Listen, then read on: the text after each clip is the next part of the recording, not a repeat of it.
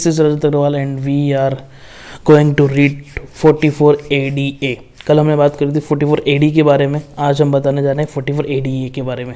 तो हुआ क्या कि जब प्रोफेशनल छोटे छोटे स्मॉल व्यापारी जो SME वाले थे, जो माइक्रो स्मॉल एंड छोटे छोटे व्यापारी जो थे, वो सब गए इनकम टैक्स के पास 44 AD की रिलीफ लेना।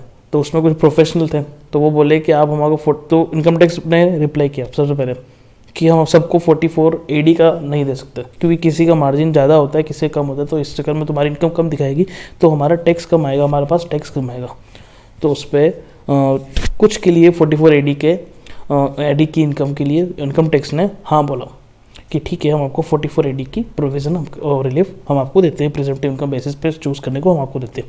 लेकिन प्रोफेशनल के लिए, कोई भी प्रोफेशनल अगर कोई चीज़ है तो उसके लिए इनकम टैक्स ने मना किया कि हम 44 ADA करके एक नई स्कीम निकालते हैं, जिसमें हम चाहेंगे कि 44 ADA मतलब जो प्रोफेशन है, देखिए मैं लिख लेता हूँ आपके लिए, जो भी प्रोफेशन है सिर्फ हम उसी को ही 44 ADA में लेंगे, बाकी सब 44 AD और AE में जा सकते हैं। तो प्रोफेशन यानी प्रोफेशन में कौन कौन आता है, तो इनकम टैक्स डिपार्टमेंट ने बोला हम आपको 6-7 प्रोफेशन प्रिस्क्राइब करेंगे। चलो साथ में पॉइंट आउट करते हैं। पहला legal, medical, engineering and architecture, accountancy, technical consultancy, interior decoration है तो वो भी उसका प्रोफेशन है, तो वो प्रोफेशन माना जाएगा, वो प्रोफेशनल माना जाएगा। और आ जाता है any other profession as notified by CBDT। So now we move to the ahead।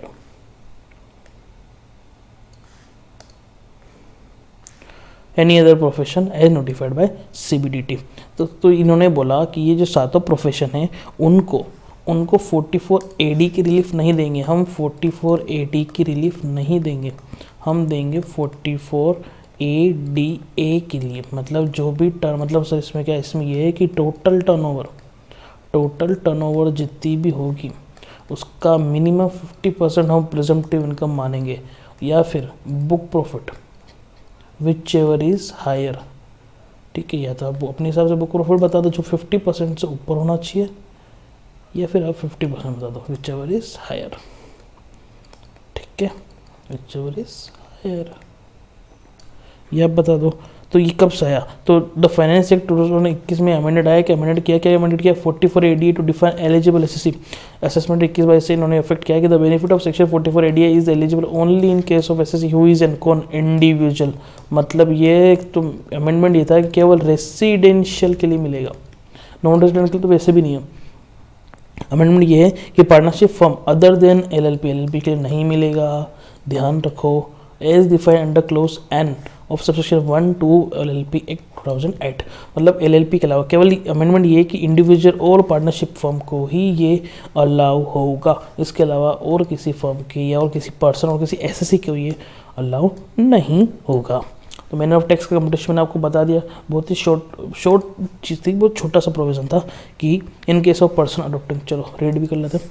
Person adopting for provision of section 44 ADA income will be completed on presumptive basis मतलब 50% of total gross receipt of the profession. However such profession can declare income higher than ना book profit. मतलब इसका मतलब लिख लो book profit, ऊपर लिखा दे, लिख लो book profit और 50% of turnover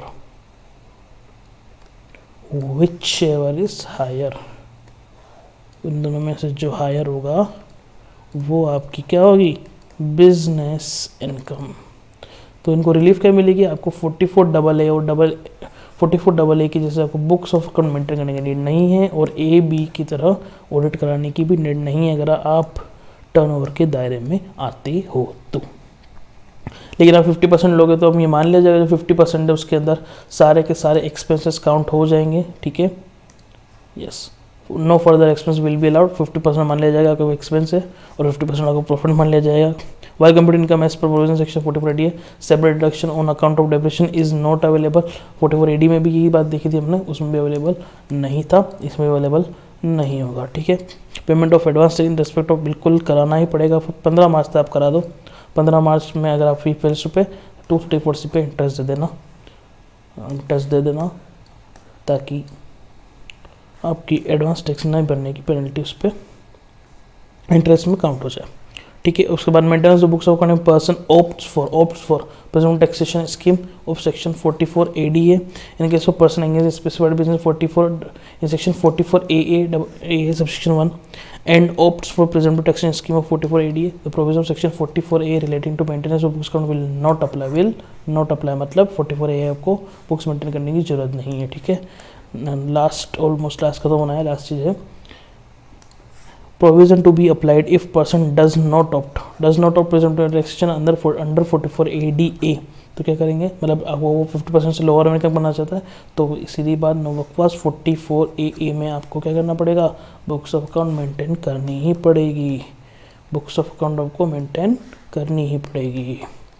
books of accounts maintain करो, अगर ऐसा नहीं करते और अकाउंट्स ऑडिट भी कराओ, सी को पैसा देना पड़ेगा भाई साहब।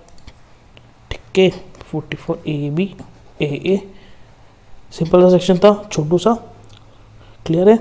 चलो 44 AE हम नेक्स्ट वीडियो में देखेंगे। अलग अलग वीडियो इसलिए बना रहा हूँ ताकि आपको पर्टिकुलर अगर कोई पॉइंट में कोई दिक्कत हो तो आप उससे गो थ्रू कर सकते हो। ओके, चलो नेक्स्ट बार हम एग्जाम्पल के थ्रू समझेंगे। और ये सारा notification amendment income tax department की साइट से डाउनलोड किए हुए हैं, तो आपको कोई भी किसी भी तरह की अपडेट होने की नीड नहीं है। कोई MCQ है तो वो MCQ भी हम आगे करेंगे, सब इनकम टैक्स डिपार्टमेंट से। ठीक है, चलो थैंक यू।